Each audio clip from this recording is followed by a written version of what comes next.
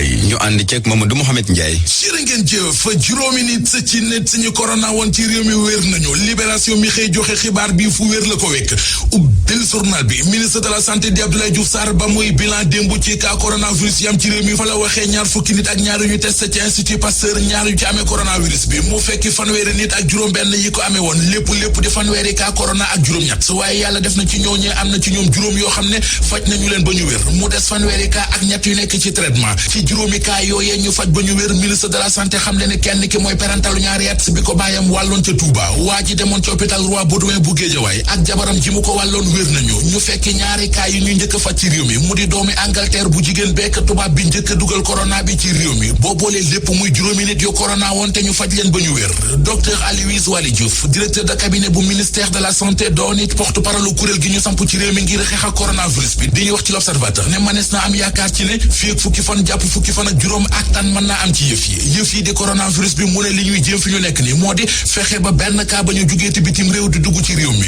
li ñu naan kilifay réew mi dafa mel ne dafa am lu ñuy nëbbu ci mbir mi docteur Aloyse Waly Diouf ne mukk xel xalaatul ñuy jéem a nëbbu askanu Sénégal dara ci mbir yi professeur Makhtar Camara di virologue ne ñu ci l'observateur fàggu geeg fagaru geeg defaru gi ku yóbbu gën ko yokk gën cee taxaw ndax mën nañoo faj ko am coronavirus ba mu wér mu génn amaat ko li nar a am ci réew mi journal Le Quotidien nee nañu mooy bopp sa bopp fi ñu toll nii xeex bu ñu mën di xeex ak coronavirus bi xeexu ñu ni neen lay doon bataille à huis clos ndax tëj nañu frontière yëpp muy ci jaww ji di ci jéeri ci di ci géej gi lépp la ñu tëj jumaa yeeg jàkka yi ci Ndakaaru sax Le Quotidien nee nañu ministre intérieur jël na dogalub tëj leen lépp rek ngir di moytu coronavirus bi di law ci Sénégal témoigné nañu juróom-benn fukki milliards ak ñeent la état bu Sénégal fas yéene génnee ngir dugal ko ci xeex bi ñuy xeex ak coronavirus bi Soleil national di ñu leeralal koppar yooyee tënku ci plan de contingence toll ci juróom-benn fukki milliards ak ñeent ana nan lay demee lenn li ci état bi lay jóge li ci des ci contribution partenaires yi ministre économie plan di Amadou Hott la Sénégal nee nañu moo ko xamle démb ci jano bu mu séqoon ak taskatu xabaar yi juróom-benn fukki milliards ak ñeent ñu fas yéene beggandal ngir xeex ci ak coronavirus bi